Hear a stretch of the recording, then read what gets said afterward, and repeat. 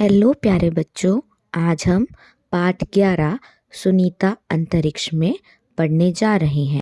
पाठ में उजैरा और शाहमीर ग्लोब को घुमा घुमा कर कुछ बातें कर रहे हैं। चलो हम भी पढ़ते हैं, वो क्या बात कर रहे हैं। पता है शामिर, कल हमारे स्कूल में सुनीता विलियम्स आ रही हैं। मैंने सुना है वह 6 महीने से भी ज्यादा अंतरिक्ष में रही। मगर ग्लोब पर अंतरिक्ष कहाँ है? अरे भाई, ये सारा आसमान, ये तारे, चांद, सूरज, ये सब अंतरिक्ष में ही तो है। हाँ पता है, सुनीता विलियम्स वहाँ स्पेसशिप में गई थी। टीवी पर बताया था कि वहाँ से उन्होंने पृथ्वी को भी देखा। हाँ, वहाँ से पृथ्वी ग्लोब की तरह दिखती है। अगर हमारी पृथ्वी ग्लोब की तरह है तो इसमें हम कहाँ हैं? और फिर उजैरा ने एक पेन उठाया और ग्लोब पर दिखाया कि ये रहे हम, यह है इंडिया। और फिर शाहमीर बोला, ऐसे तो हम गिर नहीं जाएंगे क्या? शायद हम ग्लोब के अंदर होंगे। अरे, हम ग्लोब के अंदर होंगे तो फिर आसमान कहाँ है? और तारे, सूरज, चांद कहाँ होंगे? हम ग्लोब के ऊपर ही होंगे। सारे समुद्र भी ग्लोब के ऊपर होंगे। फिर शाहमीर ग्लोब के नीचे की तरफ दिखाता है और पूछता है, यहाँ कोई नहीं रहता क्या? उजैरा ने कहा, यहाँ भी लोग रहते तो हैं। यहाँ ब्राजील और अर्जेंटीना है। तो यहाँ क्या लोग उल्टे खड़े होंगे? ये लोग गिर क्यों नहीं जाते? हाँ, अजीब सा तो लगता है। और यह नीला नीला समुद्र है ना, फिर यह पानी भी क्यों नहीं गिर जाता? तो बच्चों, ग्लोब को देखकर ये सब बातें आपके मन में भी आती हैं ना? और जब सुनीता विलियम्स भारत आई तो उजैरा और शामिर जैसे हजारों बच्चों ने उनसे ढेर सारी बातें की। सुनीता कहती हैं कि उनकी दोस्त कल्पना चावला खुद भारत आकर बच्चों से मिलना चाहती थी और कल्पना चावला के अधूरे सपने को पूरा करने सुनीता भारत आई हैं। आओ अंतरिक्ष में सुनीता की कुछ मज़ेदार बातें सुनते हैं। हम एक जगह तो टिककर बैठ ही नहीं सकते थे। यान में एक जगह से दूसरी जगह तैरते हुए पहुंचते थे। पानी भी एक ही जगह टिका नहीं रहता था, वह बुलबुलों की तरह इधर उधर उड़ता फिरता। हाथ मुंह धोने के लिए हम तैरते बुलबुलों को पकड़ पकड़ कर कपड़ा गीला करते और हाथ मुंह साफ करते। खाना भी अजीब तरह से खाना पड़ता था। सबसे ज़्यादा मज़ा तो तब आता था जब हम सभी उड़ते हुए खाने वाले कमरे में जाते और उड़ते हुए खाने के पैकेटों को पकड़ते थे। अंतरिक्ष में मुझे कभी कंघी करने की ज़रूरत ही नहीं पड़ी। बाल हमेशा खड़े रहते थे। चलना पाना, हर समय तैरते रहना, इन सब की आदत डालना आसान नहीं था। अगर एक जगह टिककर काम करना होता तो बेल्ट बांध कर रहते और कागज़ों को भी ऐसे नहीं छोड़ सकते थे। अंतरिक्ष में काम करना मज़ेदार तो था, लेकिन बहुत मुश्किल भी। अच्छा बच्चों, अब आपको पाठ के अंत में बताना है अंतरिक्ष में सुनीता के बाल क्यों खड़े रहते होंगे। और अब सुनीता के इन चित्रों को देखकर बताओ कि उनमें क्या क्या हो रहा है। मैम, विमान उड़ान भर रहा है।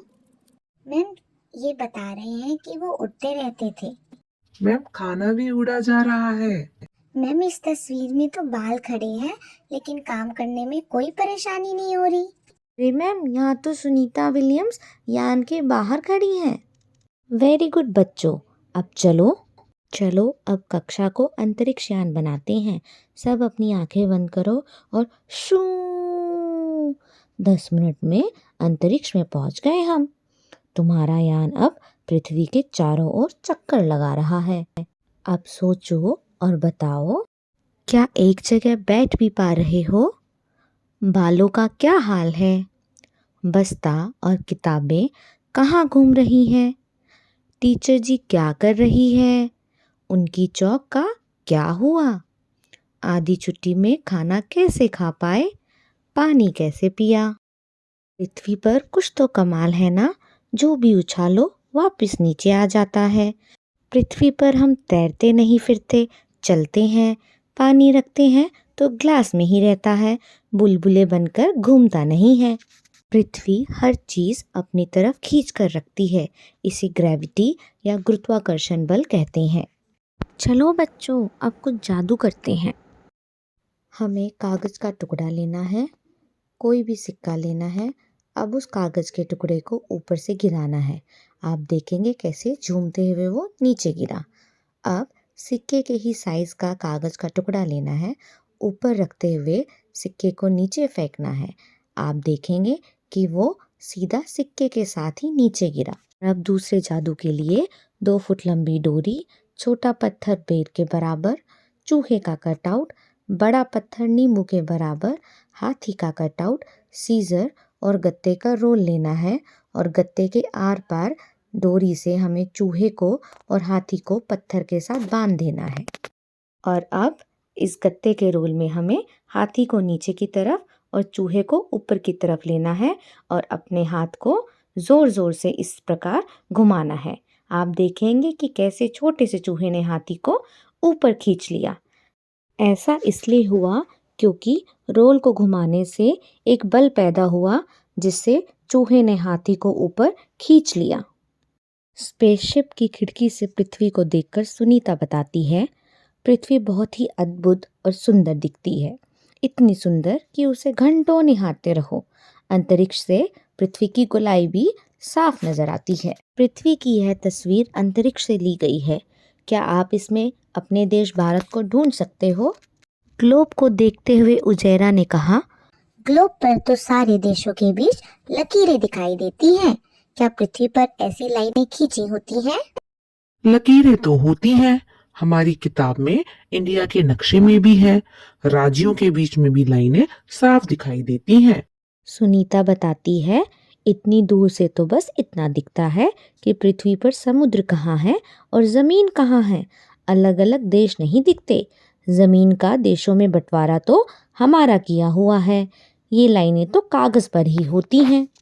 चलो अब आसमान की ओर देखते हैं और एक छोटा सा सिक्का लो और उससे चांद को छिपाने की कोशिश करो। क्या आप ऐसा कर पाए?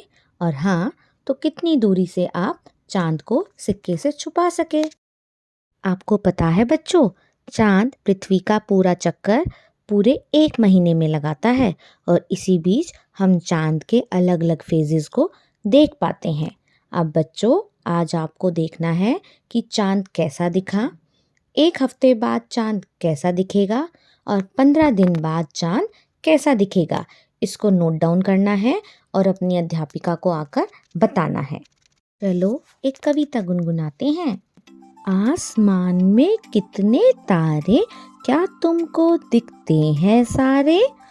किस किस का तुम नाम जानते, कौन है कितने पास तुम्हारे?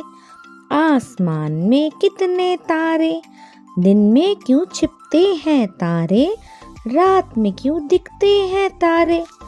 क्या होता है गोरख धंधा, जगमग क्यों करते हैं तारे, दिन में क्यों छिपते हैं तारे?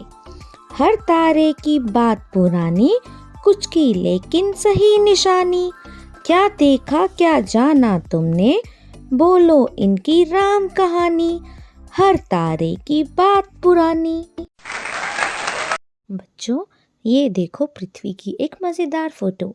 यह चांद पर गए एक स्पेसशिप ने लिया था, जिससे चांद की सतह और पृथ्वी दोनों साफ नजर आ रही है। सुनीता बताती हैं कि जब वे 5 साल की थी, उन्होंने टीवी पर नील आर्मस्ट्रॉन्ग को चांद पर उतरते देखा था। आपको पता है, नील आर्मस्ट्रॉन्ग चांद पर उतरने वाले सबसे पहले व्यक्ति थे। सुनीता बताती हैं कि बचपन से ही उनको खेल कूद करना बहुत पसंद था। उन्होंने तैराकी सीखी और वो गोताखोर बनना चाहती थी, परंतु बन गई एक हेलीकॉप्टर पायलट।